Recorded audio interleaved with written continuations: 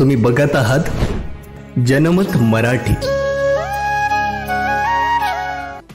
Gulshan colony Mumbai नाका येथील घरफोडी चोरी उघडकीस आणून रेकॉर्डवरील 4 आरोपी जेरबंद करून 38,58,700 रुपये किमतीचा मुद्देमाल हस्तगत करण्यात गुन्हे शाखा युनिट क्रमांक 1 व 2 यांना यश आले आहे। मुंबई नाका पोलीस ठाणे हद्दीत दिनांक 24/5/2025 रोजी ते दिनांक 26/5/2025 रोजी पर्यंत फिर्यादी यांच्या राहता बंगला कोणीतरी अज्ञात इसमांनी फोडून त्यामधील सोन्याचे दागिने, चांदीचे दागिने व रोख रक्कम चोरून घेऊन पळून गेले होते। त्यावरून मुंबई नाका पोलीस स्टेशन येथे गुन्हा दाखल करण्यात आला होता।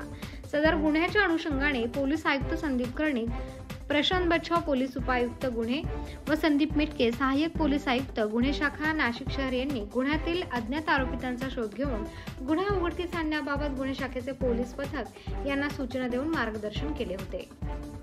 त्याप्रमाणे पोलिसांनी ही कारवाई केली आहे। जबाबदारी न्याय हक्काची।